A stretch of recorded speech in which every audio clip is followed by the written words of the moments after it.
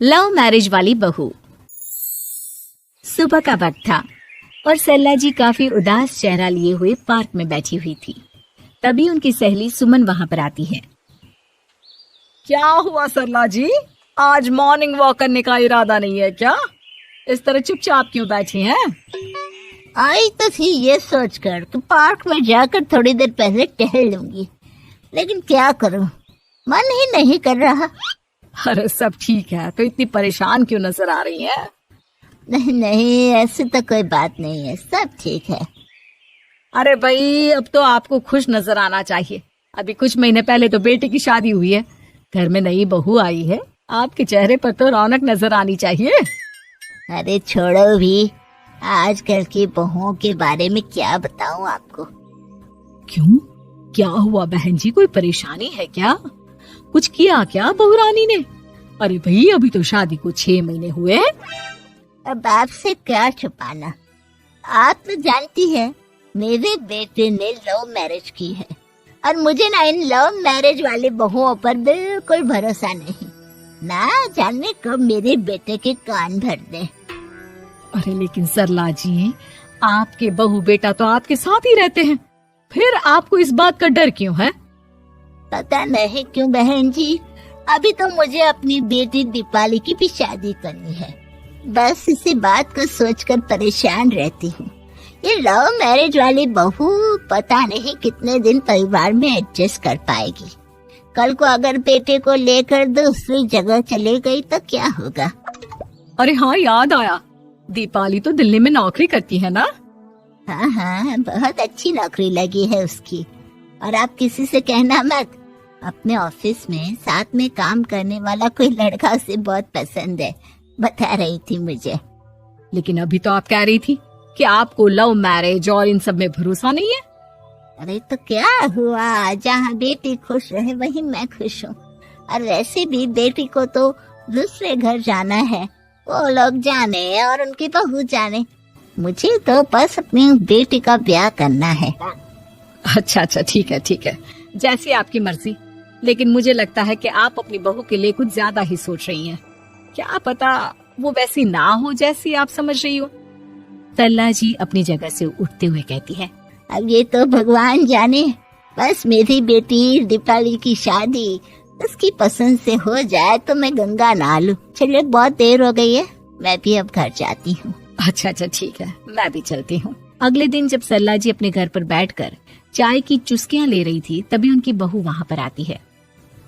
Mummy जी, मैंने एक जगह नौकरी के लिए अप्लाई किया था और वहाँ से सब कुछ पॉजिटिव आया है। मैं भी नौकरी करना चाहती हूँ ताकि घर के खर्चों में थोड़ा हाथ बटा सकूं। अरे बहू, तुम्हें नौकरी करने की क्या जरूरत है? मेरा बेटा अच्छा खासा कमाता है, क्या तुम्हें किसी बात की कोई कमी है? तभी सरला जी का बेटा वहाँ पर आता है। नहीं माँ, उसे किसी बात की कमी नहीं है, लेकिन वो इतनी पढ़ी लिखी है और अगर नौकरी करना चाहती है तो हमें उसे नौकरी करने देना चाहिए। कुछ पैसे घर में आएंगे, हम सबकी मदद हो जाएगी। तुम तो ऐसे कह रहे हो बेटा जैसे ये घर तुम्हारी पत्नी की कमाई पर ही चलता है। अरे नहीं नहीं मम्मी जी, इनके कहने का ये मतलब नहीं है, बस मेरी ही नौकरी करने की इच्छा थी, इसलिए आपकी परमिशन चाहते हैं।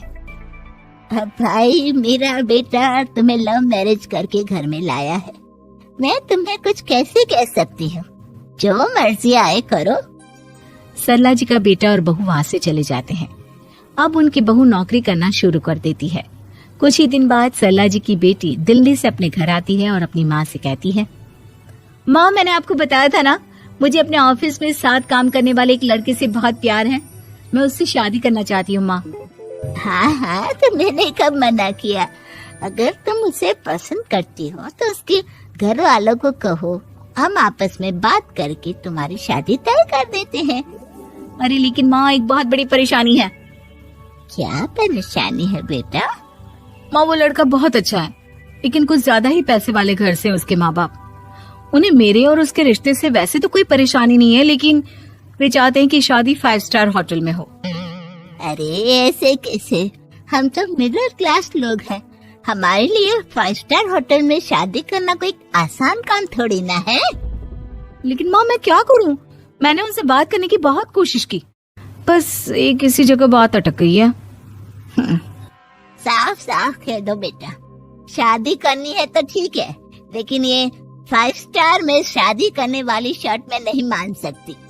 अरे कैसी बात कर रही हैं आप मम्मी जी? अगर दीपाली को कोई लड़का पसंद है तो हम उनकी शादी के लिए पूरी कोशिश करेंगे, और अगर बात पैसों की है तो कोई परेशानी नहीं है। हाँ हाँ, तुम्हें तो बस बहुत आसान लगता है सब।